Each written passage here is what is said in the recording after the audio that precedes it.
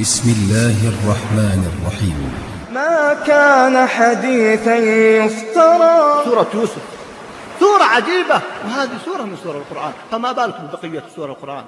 نحتاج إلى العودة إلى كتاب الله جل وعلا وسنة رسوله صلى الله عليه وسلم والاستمساك بهما، فاستمسك بالذي يوحي إليك إنك على صراط مستقيم وإنه لذكر لك ولقومك وسوف تسألون. وتفاءلوا وأبشروا واعملوا وجدوا، المجال مفتوح.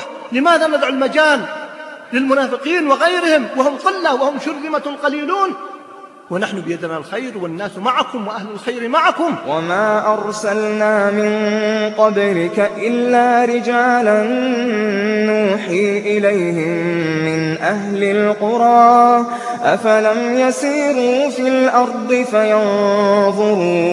فينظروا كيف كان عاقبة الذين من قبلهم ولدار الآخرة خير للذين اتقوا أفلا تعقلون. حتى إذا استيأس الرسل وظنوا أنهم قد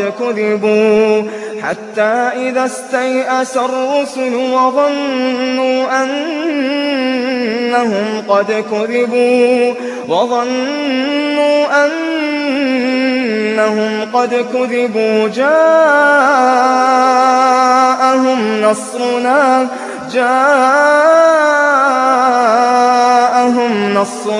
فنجي من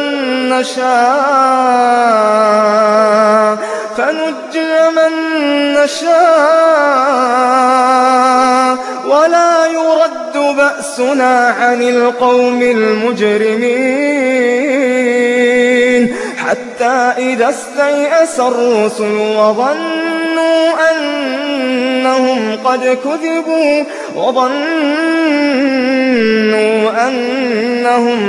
كذبوا جاءهم نصرنا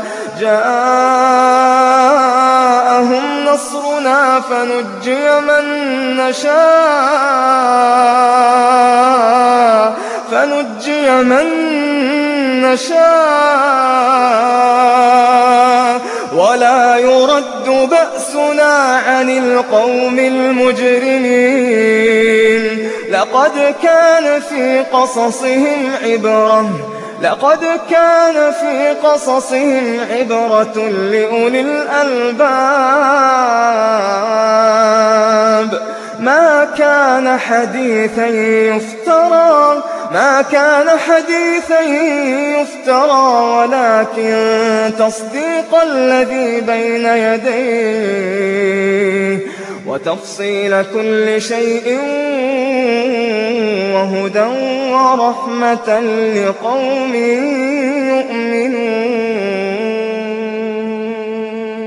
ما كان حديثا يفترى، هذه القصة التي سمعتم ما كان حديثا يفترى. سبحان الله، آيات عجيبة بينات هدى ورحمة لقوم يؤمنون. أيها الأحبة، فما أحوجنا إلى هذا القرآن؟ ما أحوجنا إلى أن نعود إلى القرآن في أمورنا وفي حياتنا؟ فيه نبأ ما قبلكم وخبر ما بعدكم وحكم ما بينكم. هو الجد، هو الفصل.